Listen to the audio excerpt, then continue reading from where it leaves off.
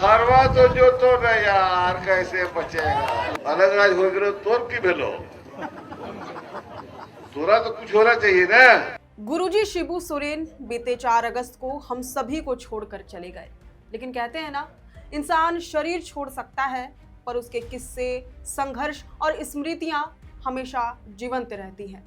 आज भी देशोम गुरु के किस्से, उनके भाषण और उनके भाषणों में कही गई बातें लोगों के दिलो दिमाग में गूंज रही हैं। यही वजह है कि गुरुजी के कई पुराने भाषण इन दिनों सोशल मीडिया पर तेजी से वायरल हो रहे हैं।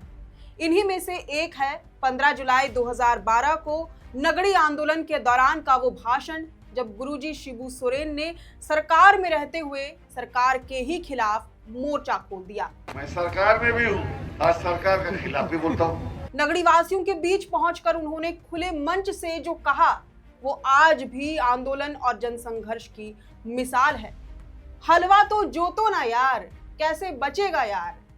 गुरुजी के इस एक वाक्य ने नगड़ी आंदोलन में नई जान भर दी।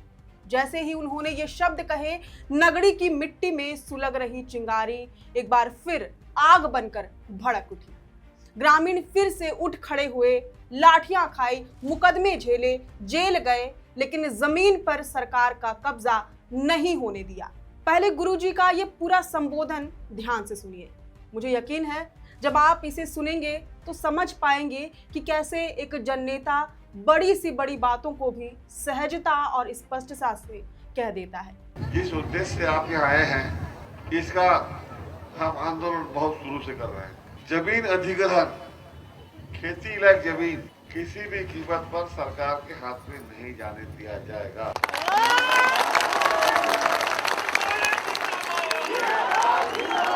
मैं सरकार में भी हूँ, आज सरकार के खिलाफ भी बोलता हूँ,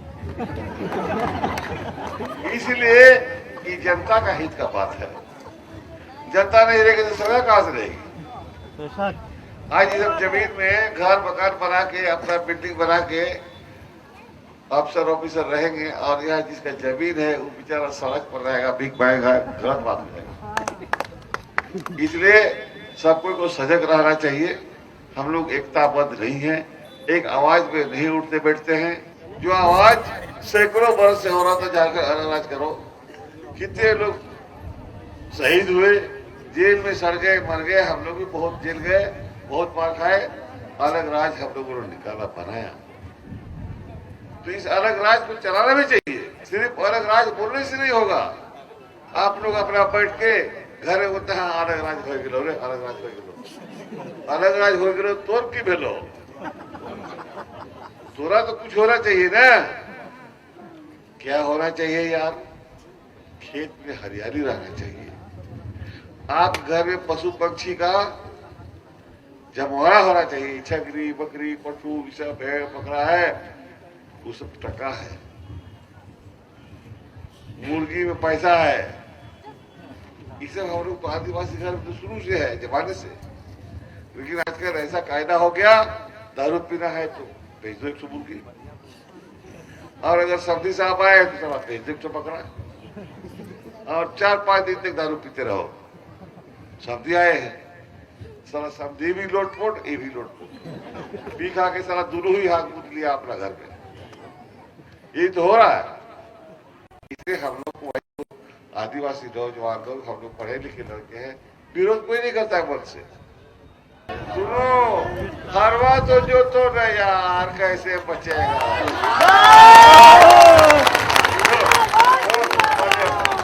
जय जय। नगड़ी आंदोलन की पृष्ठभूमि की बात करें तो साल 2012 की शुरुआत में तत्कालीन मुख्यमंत्री अर्जुन मुंडा की सरकार ने रांची से सटे कांके थाना अंतर्गत नगड़ी मौजा की 227 एकड़ उपजाऊ खेतीहर जमीन को IIIT, IIM और नेशनल लॉ यूनिवर्सिटी जैसे शिक्षण संस्थानों के निर्माण के लिए अधिग्रहित करने का आदेश जारी कर दिया था। ये वही जमीन थी जो करीब 600 आदिवासी परिवारों की आजीविका का इकलौता जरिया थी। जमीन जाने का मतलब था मेहनतकश किसान मजदूर बनकर रह जाएंगे। यह क्षेत्र CNT एक्ट के तहत संरक्षित था, लेकिन सरकार ने तमाम संवैधानिक और कानूनी प्रावधानों को नजरअंदाज करते हुए उस जमीन पर कब्जा जमाने का प्रयास शुरू कर दिया। सरकारी मशीनरी ने पुलिस तैनात की, आंदोलनकारियों पर लाठियां बरसाई, मुकदमे दायर किए, मगर ग्रामीणों ने हार नहीं मानी।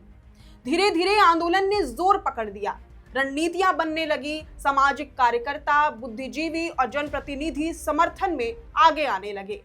इस बीच 15 जुलाई 2012 को नगड़ी चौक में भारी बारिश के बीच एक विशाल जनसभा का आयोजन हुआ, जिसमें झारखंड सरकार के स्टीयरिंग कमेटी के अध्यक्ष दिशोम गुरु शिबू सोरेन ने हिस्सा लिया।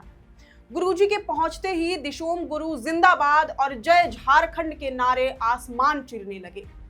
बारिश हो रही थी, लेकिन लोगों का उत्साह ठंडा नहीं पड़ रहा था।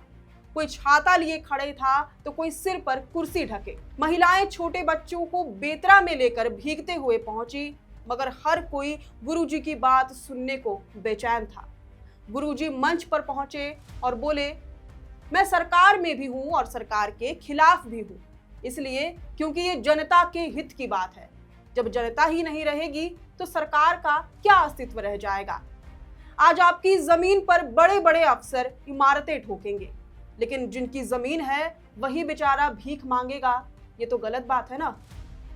गुरुजी ने आगे कहा, जो आवाज अलग राज्य के लिए उठी थी, उसमें लोग शहीद हुए, जेल गए, सड़े मरे, लेकिन वो अलग बुझी नहीं। अब जब अलग राज्य मिल गया है तो उसे चलाना भी आना चाहिए। लोग कहते हैं अलग राज भई गेलो रे, अलग राज भई गेलो रे, अलग राज हो गेलो तो तोरा की भेलो। आपका भी तो कुछ होना चाहिए ना। क्या होना चाहिए यार? खेतों में हरियाली होनी चाहिए, आपके घर में पशु पक्षी का जमावड़ा होना चाहिए। अपने संबोधन में गुरुजी ने नशा विरोधी संदेश भी दिया और अंत में आंदोलन को जिंदा रखने का आह्वान करते हुए वही ऐतिहासिक वाक्य दोहराया, हलवा तो जोतो ना यार, कैसे बचेगा यार। गुरुजी के इस आगमन और संबोधन से हताश नगरी वासियों को एक नई ऊर्जा मिली। इस जनसभा में करीब 10,000 लोग शामिल हुए। सभा का असर ये हुआ कि सरकार को अपनी सैन्य ताकत पीछे हटानी पड़ी। लेकिन जब ग्रामीणों ने खेत जोतना शुरू किया तो पुलिसिया दमन फिर शुरू हो गया। 100 से ज्यादा ग्रामीणों पर केस दर्ज किए गए, लेकिन लोग फिर भी डटे रहे। ग्रामीणों ने विधानसभा, राजभवन और न्यायालय हर दरवाजे पर दस्तक दी। धरना, सत्याग्रह, रैलियां, झारखंड बंद, हर लोकतांत्रिक औजार का उपयोग किया। विधानसभा में धान की बालियां तक बांटी गई, धन कटाई आंदोलन छेड़ा गया। अंततः सरकार को अपने आदेश वापस लेने पड़े।